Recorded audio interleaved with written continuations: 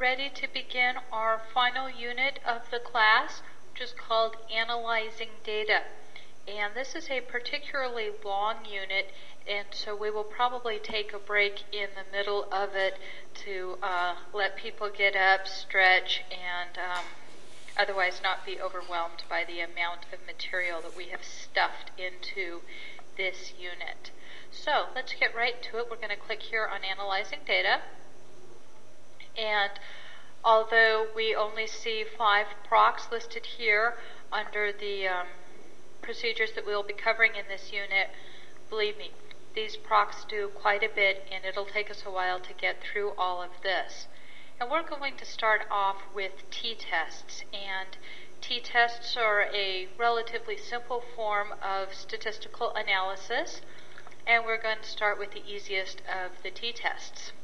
I'm going to scroll down here a little bit, and we're going to start off here with a one sample t-test, and this is going to test whether the sample of writing scores was drawn from a population with a mean of 50.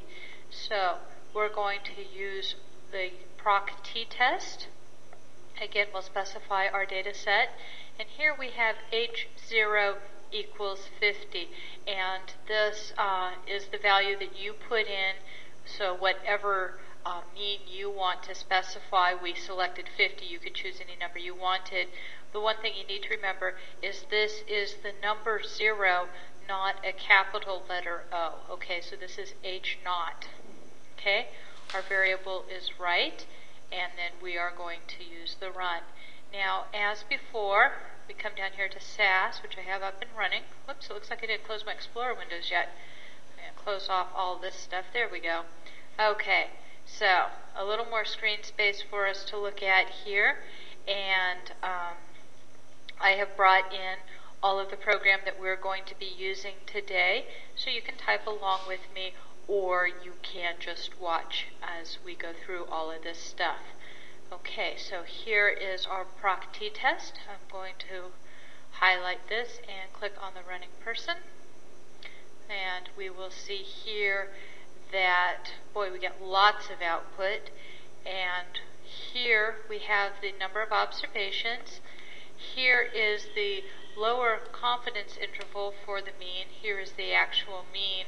And then here is the upper confidence level for the mean. And then the same setup for the standard deviation, and here's the standard error. And down here is the part that perhaps you're a little more interested in. Here is the t-value and the associated p-value. So from this we would conclude that the mean of the variable right, at least for this sample of data, is statistically significant from 50. Okay, with our mean being 52.775. Alrighty, so there's that. I'm going to come back down here to my editor and look at the next t-test that we're running. And this is a paired t-test. And we're going to test whether or not the mean of right equals the mean of read. Okay, so again, we tell SAS the data set we want to work with. We use the paired statement here, and we separate the two variables with an asterisk. Okay. Highlight this, and I'm just going to use the F3 key on my keyboard so I don't have to keep mousing up to do this. I'm going to press F3, and we see that this will run our commands that we have submitted, and here is our output. So we're looking here at the difference in the means being 0.545. Again, here's the lower confidence limit, the upper confidence limit of the mean. Here's the same information for the standard deviation, and so forth.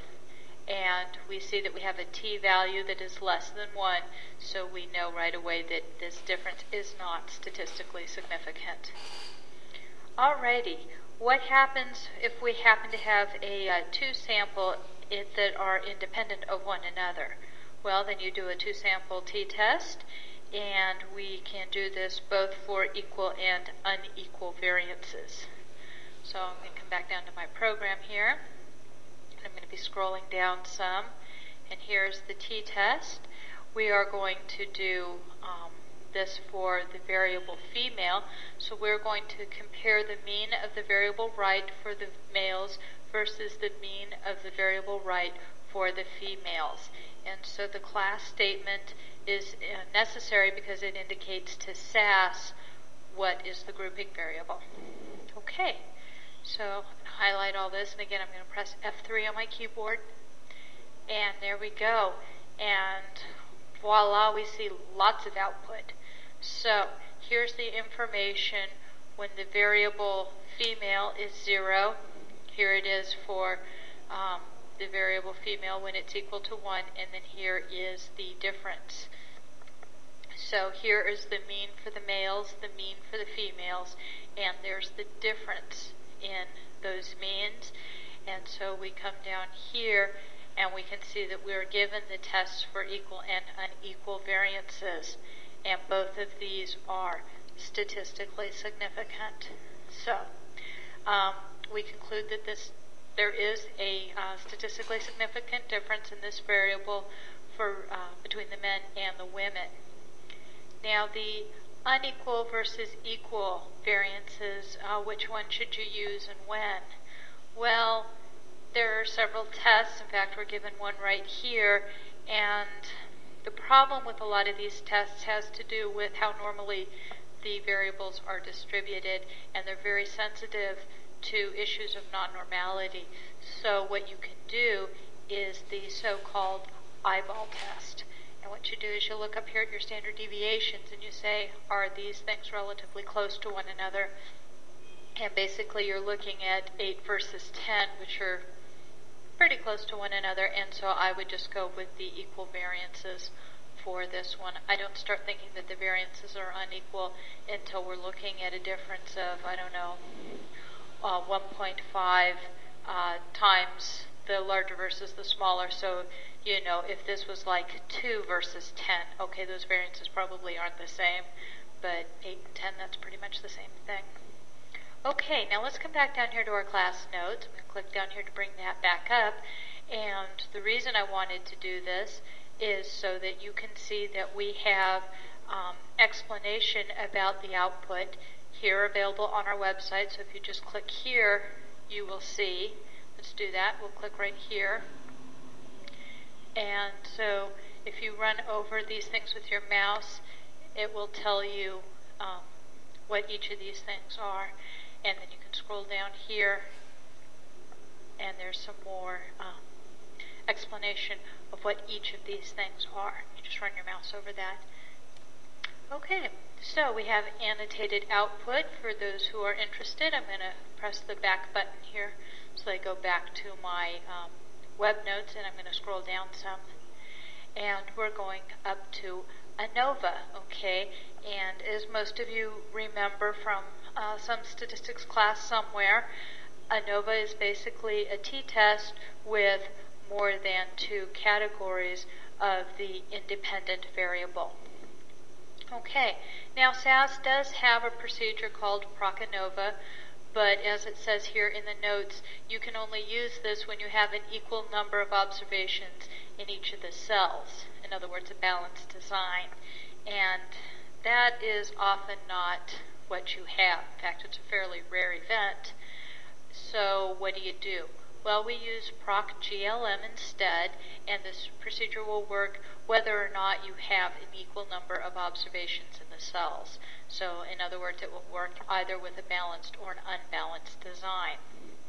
And we're going to use PROC-GLM to do 3 kinds of analyses. We'll do a one-way ANOVA, a two-way ANOVA, and then we will do an ANCOVA, or analysis of covariance with it, okay? And while we're here, I would like to point out that, again, we have annotated output. So you can click here and see some annotated output to help you understand the various parts of the output that you'll be seeing when you run these procedures. And this is kind of helpful because I know that SAS does produce a lot of output with these procedures, and if you're not used to seeing all of this stuff, well, it can get to be a little bit confusing. Alrighty, that's that. Let's come back down here to our SAS program.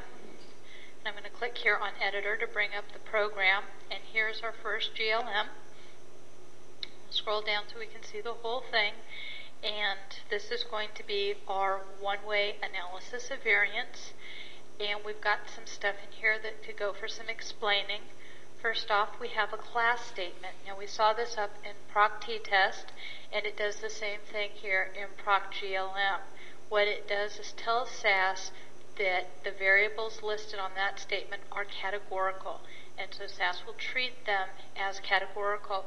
If they are not listed on the class statement, SAS is just going to assume that they're continuous variables, and obviously that would be problematic. Okay, we have a model statement, and this is the dependent variable equals the independent variable.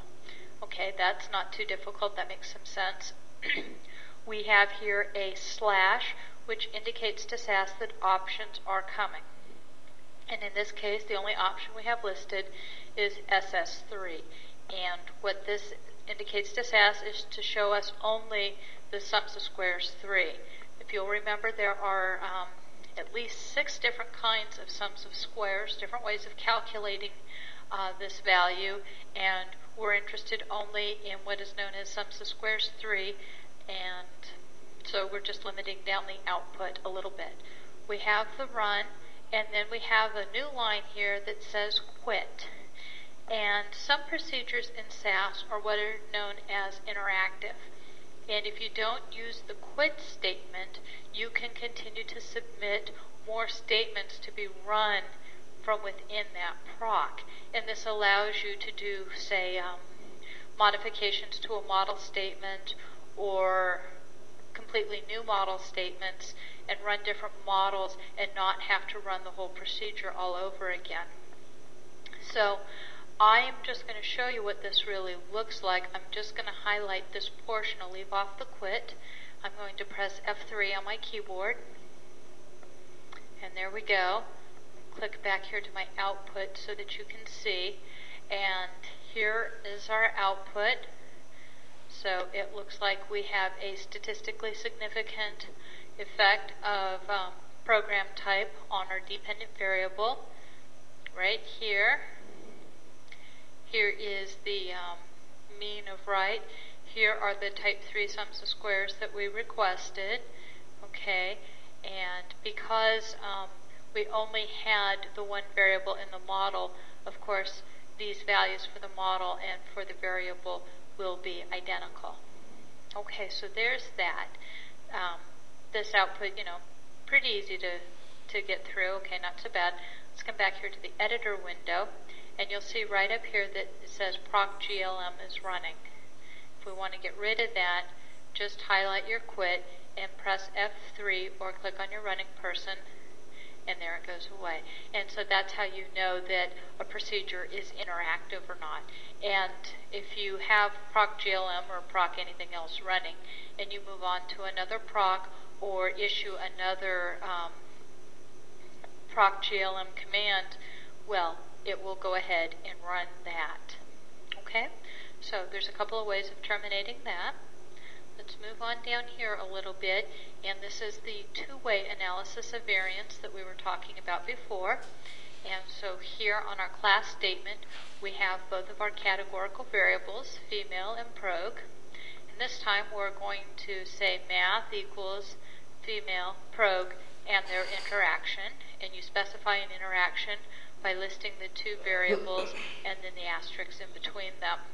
If we had a much larger model and we wanted to do a 3- or 4-way interaction, well, you would just keep doing star variable all the way out. Okay? Again, we're just asking for the sums of squares 3, and so let's highlight all this. And I'm going to press the F3 key on my keyboard, and there are our results. Okay, so we're looking up here at the model, and it looks like the model is statistically significant. We're going to come down here, and we see that the variable female is not statistically significant. The variable prog is in fact statistically significant, and the interaction of these two variables is not. Okay, so that is a brief tour of the analysis of variance stuff. Let's move on now to analysis of covariance. click down here on my editor window to bring it up, and I'm going to scroll down just a smidge.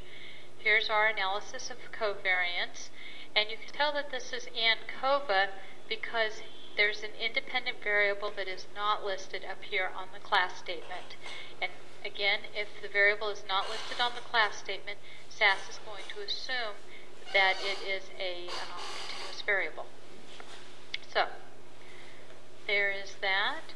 Highlight that. I'm going to press F3 on my keyboard. There we go. Here is our output. Alrighty. Looks like the model is statistically significant. I'm going to come down here. Looks like both read and probe are statistically significant as well. Okay, so that is analysis of covariance. Now we're going to go through one more proc before we take our break, and this is going to be proc-reg. And we've seen this previously. This is how we do regression. I'm going to come down here to my editor window, and I'm going to do some scrolling down here. And again, you'll see right away that proc-reg is another one of the interactive procs, so we've included a quit statement here. And in this proc-reg, what we're going to do is have right equal to female and read. Okay? Now, female is a dichotomous variable, so we don't have to worry about making dummies or anything like that, and read is a continuous variable. I'm going to highlight all of this and press F3. And so here we go. Looks like the model is statistically significant. In here you get the root mean square error here, the mean of the dependent variable, coefficient of variation, your R squared, and your adjusted R squared. Okay, so we look down here, we get our parameter estimates, labels, if our variables had any labels. Here are the parameter estimates. Okay, so female, read, here are our t-values, associated p-values, and it looks like both of our variables are statistically significant. Okay, let's come back over here to the class notes for a second. So I'm going to click down here, and I'm going to scroll down here into the regression part of it. And again, we have annotated output for you. So if we click here, annotated output, again you can see here's the output, and then if you run your cursor over this, you can see what each of these things really is. Okay, so there's that. I'm going to press the back arrow on my browser so I go back to my notes. And we're ready to move on to our next regression model. As you can see here, it's a much larger model, and we have requested some options in our output. Okay, again, the slash indicates that options will follow. And this is the same on the model statement, both in GLM and in proc-reg. Okay, I come down here to SAS. I'm going to click on my editor window to bring that up. And I'm going to scroll down just some here. And, oops, looks like we don't have a quit here. I think I'm going to add one in. IT, there we go. And we will highlight this and press F3. Oh my, look at all this output.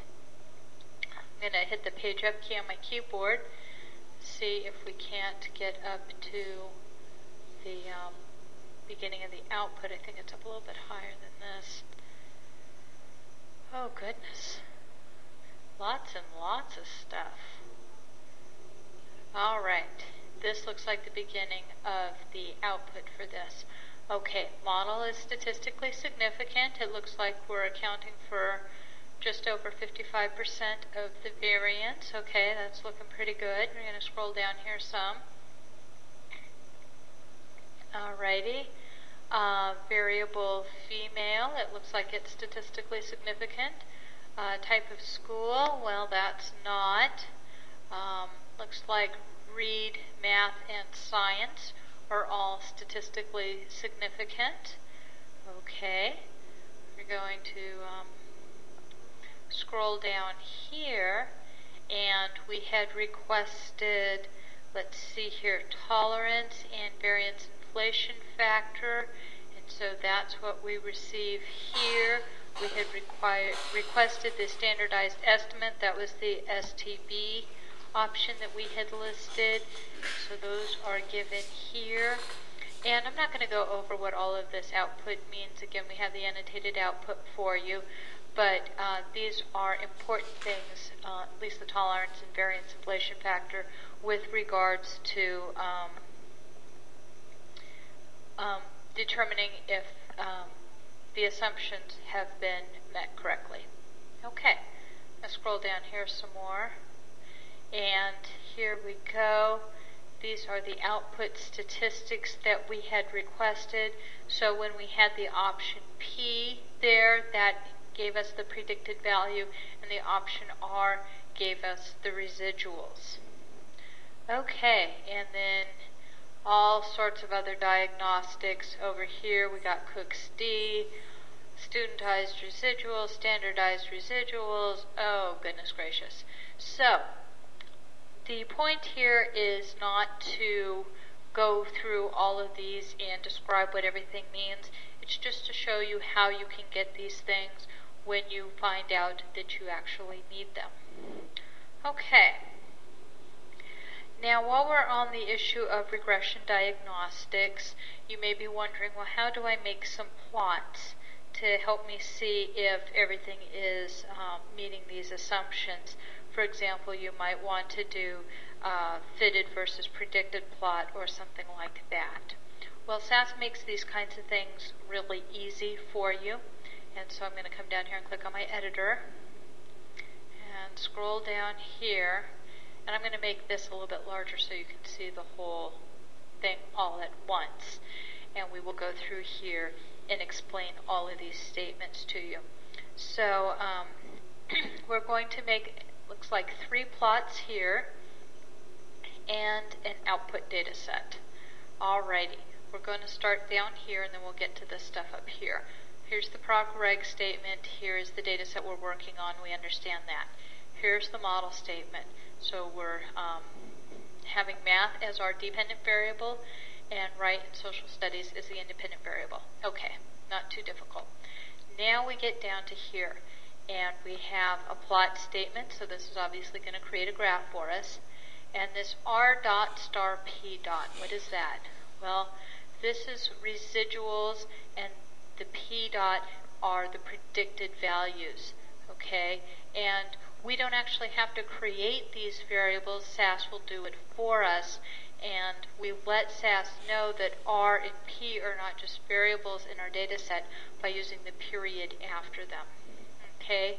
So we're going to come down here, and this here is going to be a normal probability plot with the residuals, and then here we're going to get a normal quantile plot with the residuals, okay? So that's what these are, and these here are going to look to see if the residuals are normally distributed. We have an output statement, and this is going to say that we want to create an output data set. We're going to call it temp, so we use the out equals option to create the data set, and in this we want the predicted values, which we called predict. Okay, this is a variable name here. You can name it whatever you want. We said predict, so it would be kind of obvious. R equals, again, SAS keywords, and then a variable name which we called resid, because R will give us the residuals. We end with our run and our quit. Okay, back up to the top. What is this stuff? G options reset equals all. What this will do is reset all of the options associated with the graphs, okay? And we do this because SAS will remember the options you've set for graphs that you've made previously in your current SAS session, okay? So if I still had all the stuff from previous units where we had been making the histograms and box plots, if I had used any sort of symbol statements or anything like that, SAS would remember them and try and apply them to my current graphs. Well, that's not really what I want to have happen, so I'm just resetting all of the options back to the defaults. Next, I have a symbol 1 statement, and I'm going to say that I want my symbols to be color blue and their value to be a dot. In other words, I want dots as opposed to the default symbol, which I believe is a little plus sign. Okay, and the other thing is that you'll notice that these things are just kind of hanging out in nowhere land. They're not part of a data step, and they're not part of a proc. In general, things are either in a data step or they're in a proc step, but there are some option statements and things like simple statements that live outside of those two kinds of steps. So although they're relatively rare, especially when you just get going with SAS, that is legitimate, it does occur, and that's what's going on there. Okay, way too much explanation. Let's highlight all this stuff, run it, and just see what we get. So I'm going to press F3. Oh boy, and we see all sorts of stuff flashing by us. Let's come over here to the log window first, and I'm going to make sure that everything worked okay. Scroll up here some. Here's the proc reg, 200 observations read, and 200 observations used in the computations. Good. SAS changed a graph name or two. That's okay. We don't care about that. And then the data set called work.temp, temporary data set, has been created with 200 observations and 14 variables. Okay, looks like everything went just fine. Let's come over here to the output window and have a peek at the output. So, this is the regression that we just ran. The model is statistically significant, and the two variables, writing and social studies, are also statistically significant. There's that. We'll come over here to our graph window. We'll click on that. And so here is our residual versus predicted plot. And we see that the residuals are fairly randomly distributed, which is what we want to see. I'm going to press the page down key on my keyboard. Okay, here is the normal probability plot, and what you want to see are all these points lining up on a straight line on this diagonal here. Okay, by and large they're pretty well doing that, and when they line up on this diagonal here, this indicates a normal distribution. Okay, so that's why you want to see this. And I'm going to page down one more time, and this is the normal QQ plot, or normal quantile plot. And again, what you're looking for are the residuals to line up on the diagonal here. And we see we have some deviations from normality here at the extremes, and that's actually not uncommon because the quantile plots tend to be a little more sensitive to non-normality out at the extremes, whereas the normal probability plots, they tend to be more sensitive right in the center, and so that's why we tend to use the two in combination. And so that seems to be quite a bit. Let's do one last thing before we take our break. I'm going to come down here to the editor window. I'm going to scroll down some, and we're going to do a proc print on that data set temp that we created, and we're only going to look at the first 20 observations, and we'll look at the variables math, predict, and resit. So I'm going to highlight this, press F3, and there we go. And now we can see the predicted values and then the residuals. Okay, that was quite a bit of stuff. Why don't we take a little break, and we will come back and work on some logistic regression and then some non-parametric statistics.